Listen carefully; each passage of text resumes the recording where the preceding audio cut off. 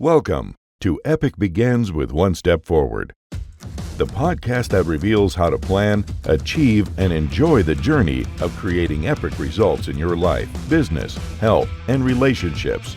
Here's your host, best-selling author and motivational speaker, Zander Sprague.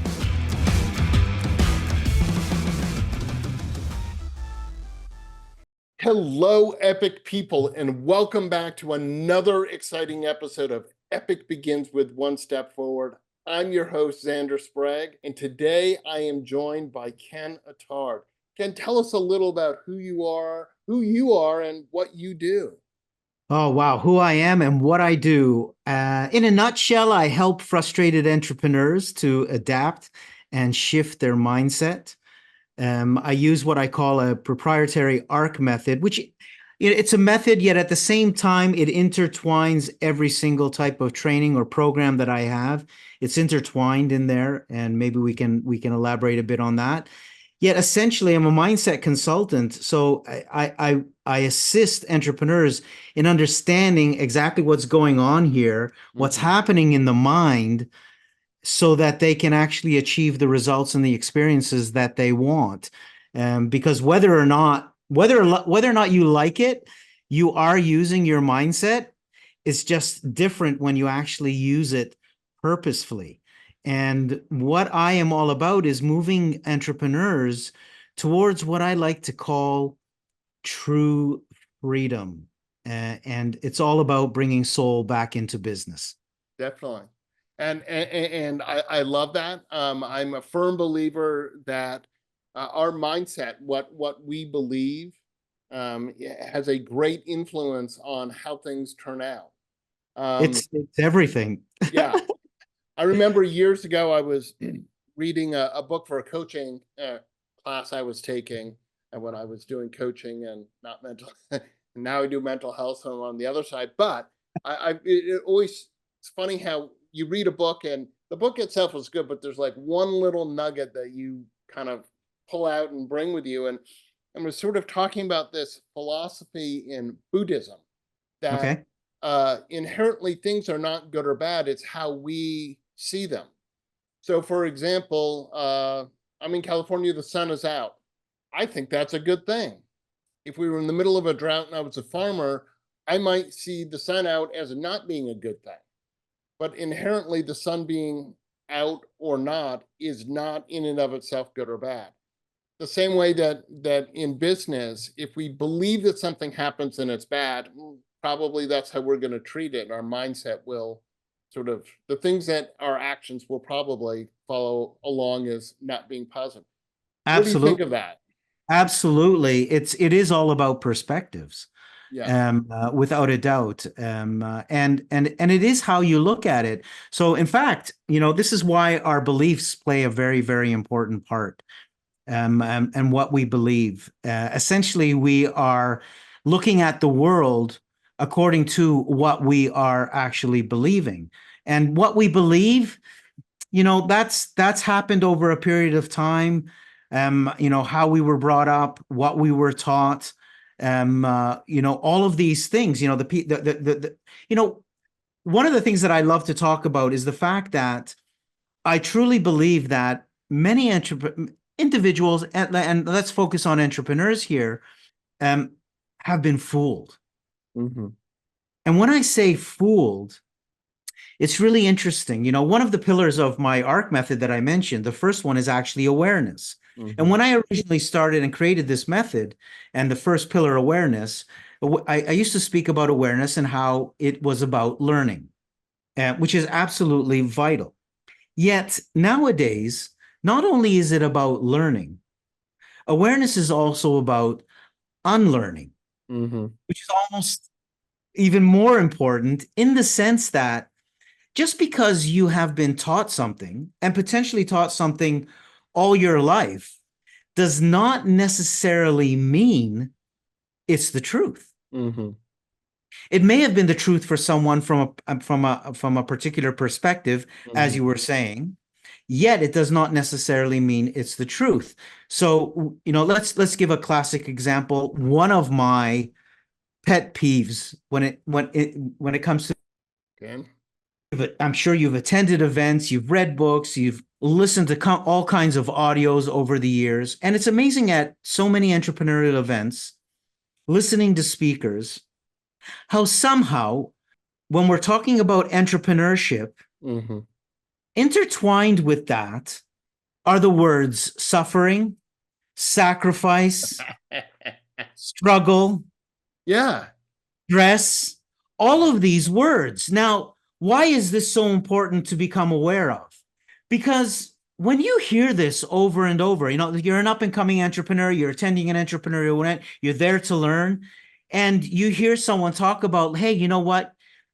Be prepared to struggle, be prepared to sacrifice, be prepared for the stress, and be prepared for the suffering.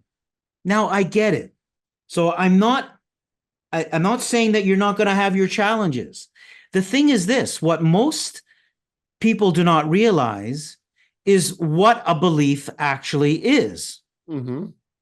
And to make it really simple, a belief is simply a thought that you have thought over and over and over and over and over, and it just continues until it becomes a belief. Mm-hmm. So let's use it in the example that we're talking about. You hear that you need to, as an entrepreneur, you're going to struggle, sacrifice. You hear it once, you hear it twice, you hear it 3 times. You hear colleagues and peers talk about it as well, and how it's a fact. And it is a fact in the sense that it is their reality as they're perceiving it. So it is their belief. And because of that, the external world, their outside world, is going to give them evidence, going to give them proof that they're right. Mm-hmm. Absolutely. So this is really important, because when you can actually become aware of that, and you can make a decision, and this is what I find is absolutely fascinating, for me is important, is that I want to guide entrepreneurs towards that true freedom. And that Mm-hmm. true freedom begins all up here. And it starts with shifting that belief. And what if entrepreneurship could actually be fun? What if it could be impactful, Mm-hmm. inspirational? Yeah. And what if you could actually learn to actually simply enjoy the process of your entrepreneurship, even through the challenges? Well, yeah, and you're absolutely right, Ken. And you were talking about that, and I thought, what is the external feedback that we've gotten? And so what it becomes a belief, and it reminds me of, I don't, I've authored 3 books, which blows my mind because I'm a talker, not a typer, right? And I wrote my first book, and I sat on it for 5 years because I had the belief, because I had all throughout school, all this feedback that I wasn't a particularly strong writer. Um, and so I believed that. And I kept telling people I was coming out with a book. Oh, yeah, I'm coming out with a book. But the fact of the matter was, I was lying to myself and to everyone else, because I wasn't doing anything to make it happen. Right. So I got tired of hearing myself say that, because I was like, I don't want to be that guy 20 years later. Oh yeah, I'm coming out with a book, and I'm not, right. So I got brave, I swallowed hard, and I published the book. And then this amazing thing, and you're talking about belief, and that's why I'm telling you the story, is the book came out. It was about sibling loss, and people started telling me, I got feedback that they liked it, that the book was helpful. And for the first year, I would have believed more if they told me it wasn't worth the paper was printed on. So it was this surreal experience of having my belief shifted. Yep. That actually I can be an author, I can write and share my ideas, and the world does actually like it. So it's this whole shift that happened for me of I got the positive feedback that let me know that yes, there is value. And I absolutely agree. Yes, I was laughing when you're like, oh, you have to suffer and it's a struggle. Absolutely. It is. Okay. It's called work, folks. It's not called play. It is work. But the way that we, I think, interpret what that work is, and frankly, accept the fact that, like, when we're on our epic journeys, there's effort. There is. So this is really cool. So it is. Yet I actually, believe it or not, the work part, like, you're going to be putting in your effort. I get it. And that's a matter of fact. But what if you could frame it as play? What if you could frame it as play and say, you know what? I'm just playing here. As I'm writing my book, I'm just playing here. I'm playing with the words. Mhm. I'm enjoying myself. I'm enjoying this process. And this is what's so vital, because this is what makes it much more flowing. You see, when we use, when we use these words that create, they actually create a lot of resistance. So essentially, and only because there's nothing wrong with work. It's only because most people, when they think of the word work, they frame it in a way that it's something difficult, or it's something that they don't want to be doing. So so essentially, when it's something that is creating some sort of resistance, this is what makes it difficult. And this is why when we talk about struggle, suffering, sacrifice, it's all, and we talk, and nowadays, we hear about hustle, and we hear about grind, and we hear about, and these are negative words. not because they're negative as such, yet they have a resistance to them. Just when someone says, when you want to be doing something, you want to push through. The fact of the matter is, whenever you're attempting to push something, generally it's going to push back. If someone pushes you, there's a very good chance you're going to push back. And it's no different when we're talking about hustle, grind, and all of these things. It literally is implying that we're attempting to push through, that we're attempting to fight it. And when we fight something, it fights back. Now, the other thing that's really important, and something that really interesting that you mentioned as well, indirectly, was that the minute you published the book, this is really interesting, because the minute you published the book, you sort of like manifested it, basically. So you manifested this book, it's published now, and you began to receive external validation on the book. You received external, which is really cool. And there's nothing wrong with external validation. It's actually great, and it's appreciated when we do receive it. What is really important for people to understand, and what would have more than likely got you to publish the book sooner, was that you would say, it is irrelevant what people are going to say. I understand that me publishing this book and what it's going to accomplish or not has no relevance to how worthy I am, because that is never compromised. The fact that you help you, and I can only guess, because we're chatting first time right now. I can only guess that you sat on this book for 5 years because, again, you were worried it wasn't good enough, and not that the book wasn't good enough. That essentially you were saying to yourself, you were doubting whether you were actually good enough, whether you were worthy to be an author. Now, this is what's so cool about this and mindset is that, I love to guide entrepreneurs to the point where they start to understand, and this is, you can't have true freedom without this. Okay. One of the things you can't have, you can only have true freedom, one of the components, if you understand and you truly believe that your worthiness is never compromised.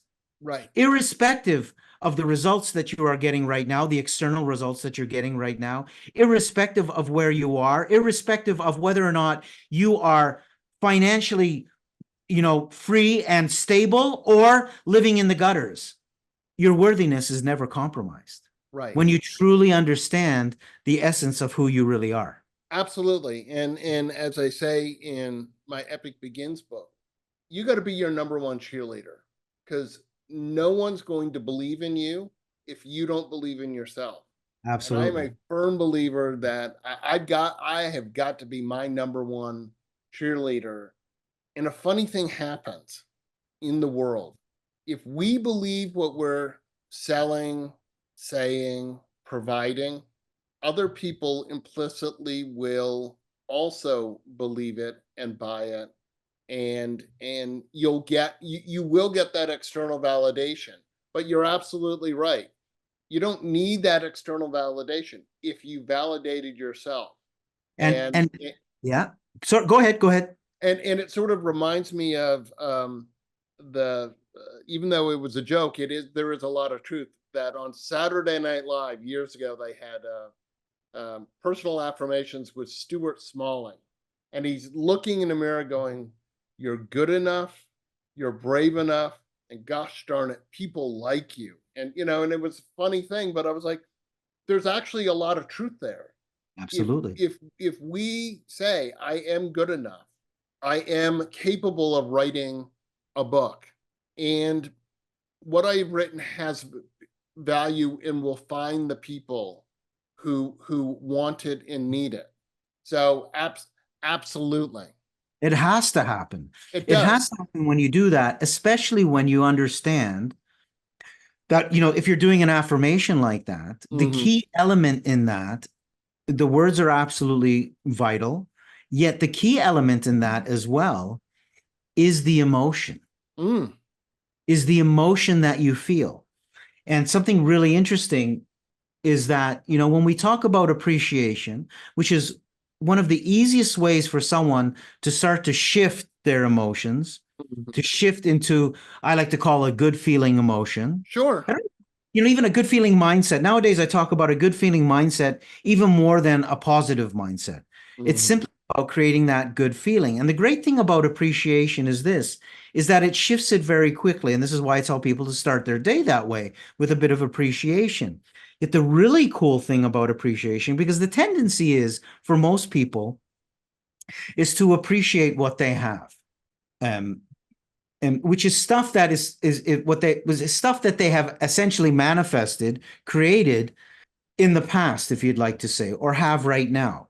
The cool thing is this, with appreciation and tying it in with the emotion, is that you can tap into the emotion of how it's going to feel, exactly the way it's going to feel, of something that you're going to manifest in the future. Sure.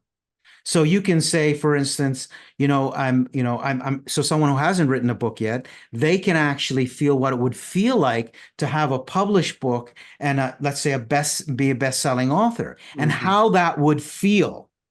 And if they can create that, and they can create that emotion now, essentially what they're doing is creating their future. Absolutely. Yet they're They're putting it creating out their in the universe. future Yeah. right now. Yeah. We only got now. So that's the really cool thing. So not only can you appreciate what you do have, which is really important, and be acceptant of where you are in your life right now, at the same time, you can be eager for more, and you can tap into that appreciation of what you are about to achieve in the future. Absolutely. And I have this thing in my book I call it the 97-3 rule. Okay, which is simply put, in general, 97% of our day is actually really good, or is at least good. Yeah. Might be really good, but it's good. Up to 3% on any given day isn't as good. And somehow we as humans focus in on the 3% and ignore the 97. And I as I look at it and I work with people and I talk about it, I'm like, why? Right. And I sort of tested, I came up with this theory when I was doing my internship for my license. I was working with middle school and high schoolers. And a lot of them, part of their challenge was uh, academics. And so to try and help them sort of understand this concept of that they were missing a lot of what was going right, they were just focused on what wasn't going so right. I'd ask them what their least favorite subject. So Ken, I'll ask you in school, what was your least favorite subject? My least favorite subject would have probably been, probably would have been a language. Not Okay. sure. Okay. Yeah. So how would you have felt if you got a 97 on a test? Awesome. Yeah, awesome. Awesome. Brilliant. Yeah. You'd be telling everyone, your parents, your friends, you'd be so excited. Would you be just focused on the fact that you didn't get those 3 points? Absolutely not. No. And yet, in our day, how was your day? Oh, all these great things happened. Look, we woke up this morning, we get to do this podcast. These are good things. And yet, oh, Ken, how was your day? Well, when I went out to do an errand, it rained. Maybe it only rained for like 2 minutes, and you're somehow missing all the goodness. And I think as entrepreneurs, we focus on sometimes what isn't going right. Well, there's that mindset. There's that, what are you envisioning? I also know, having run some marathons, that I'll call it my vision quest, where I would be out at 5 a.m. running and stuff. But I was picturing what it would feel like to finish that marathon. Yeah. What would it be like? It was awesome when I crossed that finish line, but it was much better in my mind.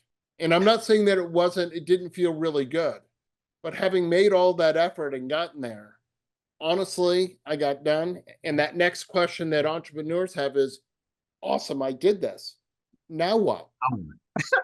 No, maybe you saw where I was going. And again, it's the cliche of cliches. This It is what I is. tell entrepreneurs. Like, how many times have we heard, enjoy the journey? Yeah. And like, it's the cliche of cliches, yet it is a truth, because entrepreneurs are so lost in, let's call it, the end goal, Sure. which is non-existent. There never is an end goal, because you're automatically going to say, now what? Yeah, exactly. Yet the worst part of that is that end goal, as I said, is it's never going to be an end. And the worst part of that is it just continues, and it becomes a goal that more often than not gets pushed further away. Why? Because there's no joy in it. There's no joy in the process. And you can't have a joyful result with an unjoyful journey.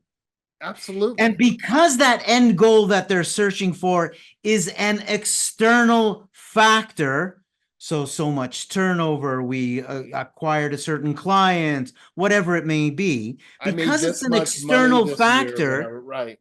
It's so short-lived. Mm-hmm. It will not last long.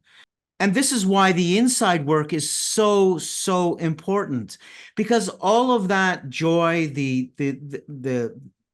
dare I say, happiness that you want, that an entrepreneur wants, that any individual wants, Sure, comes from within. It is your innate, natural state. Happiness, joy, love, that's who you really are. I like to call it the umami self. sure. And why do I call it the umami self? Because in the food world, when you eat something that is so good that it's like indescribable, the taste is indescribable, it's called umami, which the definition of umami is the essence of deliciousness. Mm-hmm. The umami self is the essence of deliciousness of who you truly are. Mm-hmm. Now, as you begin to recognize that, what happens is all of these veils that we've been putting up over the years, the belief systems, the ideology that we need to acquire something for us to feel worthy, to be happy, to be joyful. And we think when we arrive, now I've got it. And then we realize, oh, wow, that was just temporary. I was expecting it to be much more than it actually was. I mean, I crossed the line of the marathon, and I should be, joyous and jubilous and all of these things. And I am for half an hour. Yeah. And now I'm going, okay, so what's next? What am I supposed to do? This actually happened to the first astronauts who went to the moon. Yeah. I mean, they spent their whole life, preparing to do this. They went Yeah. to the moon, came back, then the parades were done, all of the accolades and all that stuff. And then, okay, I just went to the moon. Now what? Yeah, And absolutely. if you're not mentally prepared for that, whoa, there's a huge void Well, and but it's always, identity crisis. yes. And it's always, you get to whatever your finish line, your destination, but your journey isn't over, because the human experience is not, I made it to 21. So in the United States, now I can legally have a drink. Does your whole life end? Or if I only had this, I'm sure you've heard this from your entrepreneurs. When I get, I'm making this much per year, or I get this big client, or I get whatever. You were talking, and what I got thinking about was, let's say a car. You're like, you've always dreamed of having, I don't know, a Mercedes. So you get the car and you're all excited when you first get, but then it is just a car. It's great, Just another toy, but man. It's just it's a car. toy. Yeah. Whether you're in, a Ford or a Yeah. Mercedes, ultimately they all do the same thing, that we need them to do. Some more comfortably and Yeah. switchier, but the fact of the matter is that that initial excitement wears off. And that's why that's why that inside work is so important, that quiet time, so that you can actually tap into something which is much bigger than you. Like I said, I call it the umami self. Some people will call Sure. it, some people will call it the quantum field. They're all the same. It's just an energy. Yet learning about that and understanding how you can actually drop the veils purposefully yourself. In fact, that's exactly what happens when we do acquire something, and why it's temporary. Because when we acquire something for that temporary moment, or however long it is, that half hour or whatever it is, the veils drop. Because in that moment, I'm not thinking about the future. I'm not thinking about the past. I am literally solely enjoying that moment. But and so we drop all our veils, and we tap into our natural state, which is that happiness, Absolutely. that joy. Now, when you learn to purposely do that on a daily basis, irregardless, you mentioned the weather before. It's really Yeah. funny how I don't know who came up with this, but it's like, when it's sunny, it's good weather. When it's raining, it's bad weather. Who determined that? Yeah. And Who again, determined that, the right? perspective of, if I'm Yeah, the farmer and we've had a drought and there's rain, I'm probably really, really happy. absolutely grateful, right? So what if you start to shift those perspectives so that from any different angle, and this is one of the firm beliefs that I believe nowadays, for me, that helps me, is everything is always working out for me. Yeah. Even through what appear, and I use appear on purpose, what appears to be a challenging moment. Because some people go, Ken, how can you say it's working out for me? Look what's happening to me. Da, da, da. I said, yeah, but you only have the snapshot of right now. You don't have what's coming. You don't have the full picture, and you will never have the complete full picture, because up until now, you're still not omnipotent. If you Right. were, potentially you might be able to see the whole picture, but you're not. And Yeah. you're not going to be able to. You just got to trust. And this takes practice. Trust that it is always working out for you. You just can't see right now. And so many people have examples of this. You could probably look at tons of times in your life where, people listening could probably look at tons of times in their life as well, where, they can now go, it was a good thing that happened, because that happened, this, and this happened. And now, I have this. Well, that hindsight's so wonderfully 2020, isn't it? Right? But I'll go back to training for the marathon, right? I knew what my goal was. I knew I would get there. However, there certainly were many miles in training where I was running it was possibly dark and raining, because I was running at 5 a.m, where I was on long training runs, and it was really hard, and I was struggling and stuff. And yet, in the moment, I was aware that there was a lot of effort and strain and pain, right? However, I knew that it would all be worth it because I knew I had an idea of where I was going.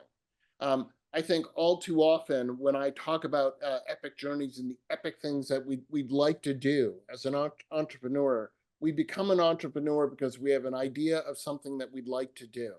Mm-hmm. But people don't create the structure that they need to get you there. And the fact of the Absolutely. matter is, without structure, I know as a solopreneur, I've got 100 things I have to do every day.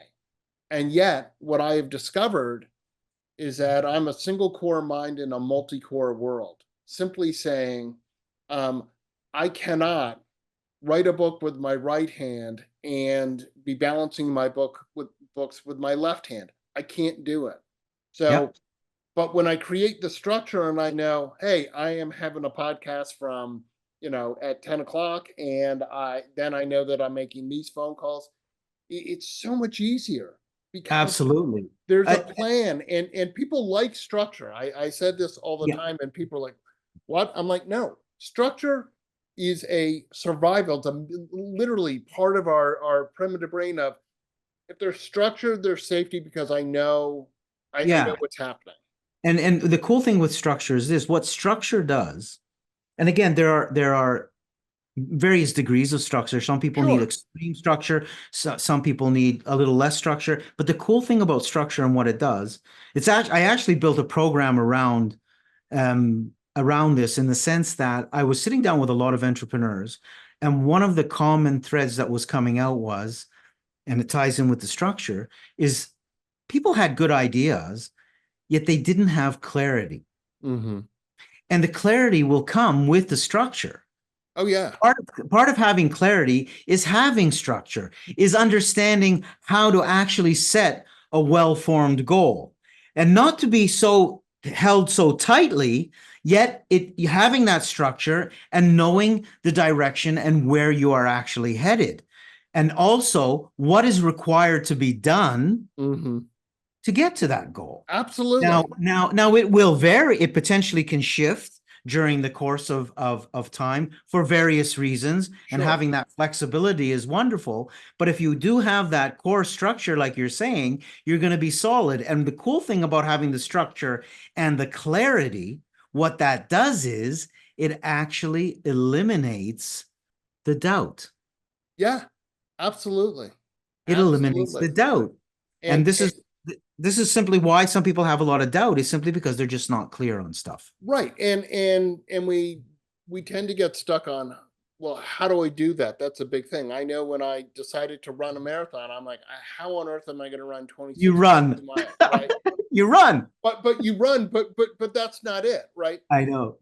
So I happen to join Team in Training, which is the fundraising side for Leukemia and Lymphoma Society. And in exchange for raising some money, they gave me a training schedule that made it, like, literally took all of the stress, because I had a Yep. calendar, it was a spreadsheet, and I'd look and say, today go run 30 minutes. Yeah. Tomorrow And go run 17 miles. And it's not that the running of 17 miles, but I didn't, after, all I had to do was look at it and say, here's what I need to do today. And it will get me to cross this finish line. And so I don't have to worry about that. And that's where I personally rediscovered that I am structure boy. I do much better Yep. doing it. I as an entrepreneur, I certainly have had times where I got a whole lot of nothing done, having spent 8 or 9 hours working. You're laughing. I like to say this because I say, like, because I hear this so often, right? I'm attempting to contact someone or whatever, and maybe potentially schedule a meeting, right? And they're Right. like, I'm really busy.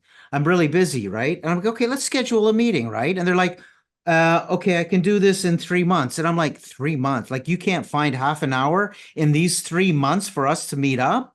And essentially, again, this comes down to beliefs.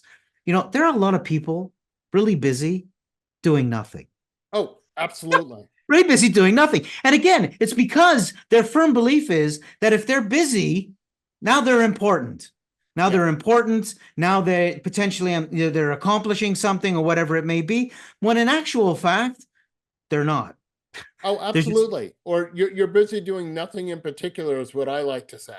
Yeah, there you go. You're Yeah. like, I know my time is, that the hours went by, but I can't actually tell you, Ken, here's what I accomplished. And yet, if I have some structure, I can point to it and say, I did, a podcast and I made these phone calls and I reached out and I put time aside to be quiet and focus on what my goal is and think about why this didn't work out, right? Yeah. And the Not to cool be thing, negative, but to understand, because when something we're going to fail at stuff in our life.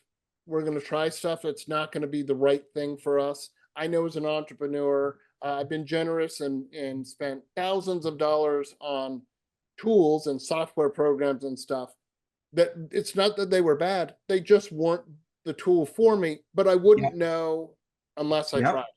Yeah. And something that I really want to mention when you were talking about the structure and that you were given that schedule, which helped structure, is that you also you trusted the people or the organization that was actually giving you that structure. Absolutely. So that is absolutely vital. So that's, that guidance is so essential when we know that guidance is coming from someone who actually has our interests, has your interests, truly has your interests at heart. Yeah. So I think that's absolutely vital. And that just makes it even easier, right? Because if someone's actually, you can actually say, okay, yeah, I trust these people. They know what they're doing. I just have to follow this schedule. Absolutely. Absolutely. Now, sadly, we've been having a great time. Our time is up here, my friend, which is, I know. I can't believe it. I'm sure you and I could have a 5-hour podcast and still have more to talk about. But absolutely. How can people get a hold of you? Sure, no problem. I think one of the easiest ways for them, if they want to, and I'd like to offer this to your listeners, is if they go to growth for the number 4 entrepreneurs.com. Okay. They can get a little more information about me. And also they actually have a short free online program there. It's completely free, which is called The Mindset Choice, the choice that changes everything. Awesome. So they and this will give them a really cool, it's a short online program, like I said, yet it's going to give them a foundation and understanding as to why mindset is so important and how it has a bearing on every single result and experience in our life. So they can actually go there. And then essentially, if someone wants to send me an email, or you know what, LinkedIn, no problem. They can find me, Ken Attard. And last, I am the founder of Mindset Malta. For those who don't realize, I'm based on the island of Malta, bang in the middle of the Mediterranean Sea. I love Malta. Right. So I'm based there. I've been based there for 45 years. I'm originally from Toronto, Canada. Yet my parents are both Maltese. So I've been here for a long time. If they look up Mindset Malta on Instagram or on Facebook as well, they can start following me there as well. I put a lot of value there as well, and it's all free, and then they can contact from there as well. That is awesome. Thank you so much. My absolute pleasure. Absolutely. Ken, I want to thank you for being here. And I want to remind all of you that epic choices lead to the epic life that you want. Get your gift copy of the award-winning book, Epic Begins with One Step Forward, at epicbegins.com. That's a wrap on this episode of Epic Begins with One Step Forward with your host, Zander Sprague, best-selling author, internationally acclaimed public speaker, and licensed professional clinical counselor. To make your next conference or event epic, send an email to Zander at zander@epicbegins.com. Be sure to subscribe so you don't miss the next episode. Remember, epic choices, epic life.